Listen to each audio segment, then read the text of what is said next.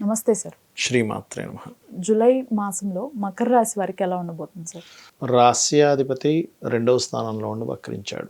So ఇక్కడ ఏంటంటే 2లో ఉండే గ్రహం ఎప్పుడైనా వక్రించింది అంటే కొంచెం ఫ్యామిలీకి సంబంధించిన విషయాల్లో కొన్ని నిర్ణయాలు తీసుకోవాల్సి రావడం, కాకపోతే ఫ్యామిలీ విషయంలో ఏదైనా కొంత స్ట్రెస్ పెరగడం ఇటువంటివి కొంత చూపిస్తుంది. బట్ ఇది 2వ స్థానం అనేటువంటి ధనస్థానంగా కూడా తీసుకుంటారు కాబట్టి ఫైనాన్స్ కొంత పెరుగుతుంది, కొంత స్ట్రెస్ రెండు సైమల్టేనియస్గా జరుగుతాయి. మకరానికి కుంభానికి ఒక్కడే శని భగవానుడు కాబట్టి ఆయన రాశిలోకి ఆయన రావడం అనేటువంటిది పెద్ద ఎఫెక్ట్ అయితే ఉండదు పెద్దగా. ఓకే, వీరికి ఫైనాన్షియల్గా అలానే కెరీర్ పరంగా ఎలా ఉండబోతుంది సార్?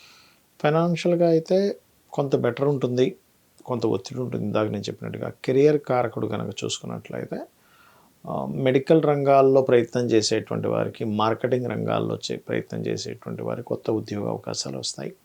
కాకపోతే దశమ స్థానాధిపతి శుక్రుడు అస్తంగత్వ దోషంలో ఉన్నాడు కాబట్టి చేసే వృత్తిలో కొంచెం అధికారులతో ఒత్తిడి కూడా ఒకవైపు ఉంటుంది వీరికి. వీరికి విద్యా వ్యాపార రంగాలు ఎలా ఉండబోతుంది సార్?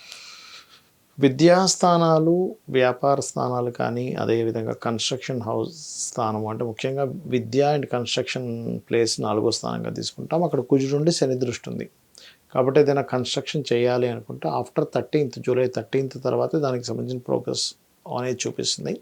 విద్యా సంబంధించిన విషయాల్లో కూడా కొంత ఒత్తిడి అనేటువంటిది ఉంటుంది ఈ మాసంలో వీరికి. అండ్ వాహన సంబంధించిన విషయాల్లో కొంతవరకు రిపేర్లు రావడం ఇట్లాంటివి ఉన్నాయి. ఇక వ్యాపారం కనుక తీసుకున్నట్లయితే వ్యాపార కారకుడు 11వ అధిపతి అవుతాడు సర్వసాధారణంగా, అండ్ బుధుడు అవుతాడు. బుధుడు స్థితి బాగానే ఉంది, పర్లేదు, అంత ఇబ్బందికరంగా ఏం లేదు. తను కొంచెం ఓన్ హౌస్లోని అండ్ కర్కాటకంలో ఇట్లా సంచరిస్తున్నాడు కాబట్టి ఏంటి, కొత్తగా ఏదైనా వ్యాపారం చేసేవారికి కొత్త దాని ఏమంటారు పార్ట్నర్స్ దొరకడం ఇటువంటివి చూపిస్తున్నాయి. వీరికి ఉద్యోగపరంగా ఎలా ఉండబోతుంది సార్? ఇప్పటి వరకు నేను చెప్పినట్టుగా వృత్తిపరంగా అడిగారు కదా, సో ఈ శుక్రుడు ఎప్పుడైతే రవితో ఉన్నాడో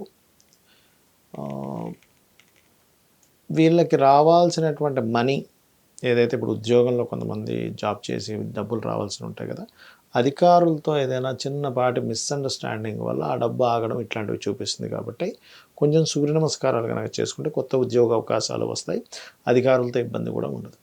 వీరికి ఆరోగ్యపరంగా ఎలా ఉండబోతుంది సార్? ఆరోగ్యపరమైనటువంటి విషయాల్లో 6లో మనకి జూలై 15వ తేదీ వరకు గురువు ఉంటాడు అక్కడ. సో గురువు ఎప్పుడైతే జూలై 15వ తేదీ వరకు ఉంటాడో, ఇది అష్టమాధిపతి 6లో ఉన్నాడు. సో అష్టమాధిపతి 6లో ఉండడం అనేటువంటిది ఒక రకంగా మంచిదే. అంటే దేనికి రుణము, రోగము, శత్రువు పైన జయం వస్తుంది. కాకపోతే 6లో రవి ఎప్పుడూ కూడా కొంత గ్యాస్ట్రిక్ ప్రాబ్లమ్స్ ఇస్తూ ఉంటాడు.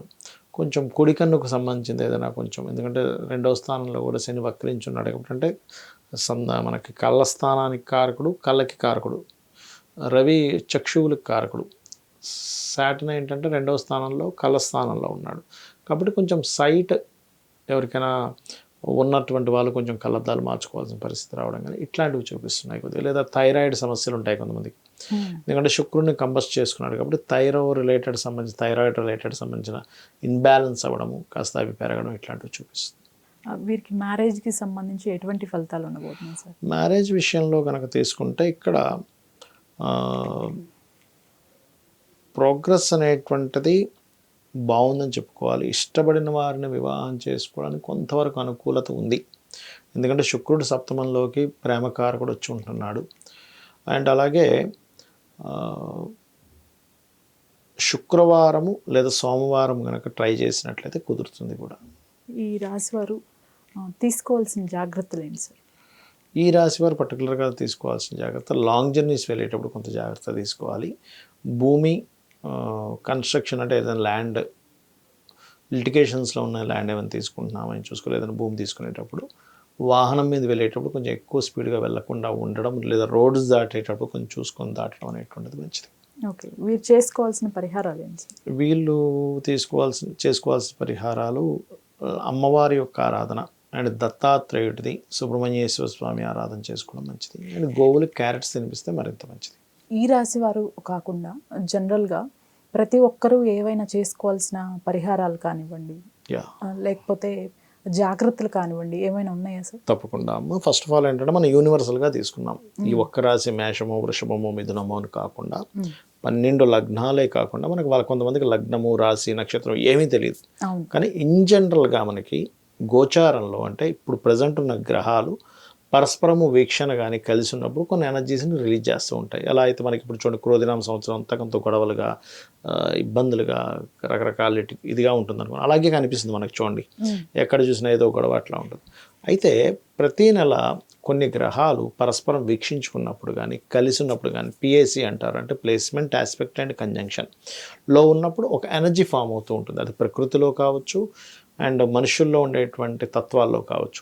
ఇది ముఖ్యంగా గొడవకి దారితీసేటువంటి యోగాలు ఎక్కువగా పనిచేస్తున్నాయి. కాబట్టి వీలైనంత మట్టుకు కూల్గా మాట్లాడుతూ ఉండడం బెస్ట్. అగ్రెసివ్గా వెళ్ళినప్పుడు అదేమవుతుందంటే పెద్ద గొడవకి దారితీస్తుంది.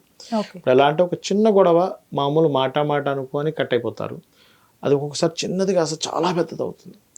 ఈ కాంబినేషన్ ఏంటంటే గొడవ అవుతుంది అని అనుకున్నప్పుడు అక్కడ కట్ చేసి స్మైల్ ఇచ్చి పక్కకి వెళ్ళిపోవడం బెస్ట్. దాన్ని అగ్రెసివ్గా తీసుకుంటే అది చాలా అంటే లాంగ్ టర్మ్ గొడవల్లోకి తీసుకెళ్తుంది. అంటే మాట్లాడుకోకుండా కొన్ని సంవత్సరాల తరబడి ఉండిపోవడానికి దానికి దారితీస్తుంది ఒకటి.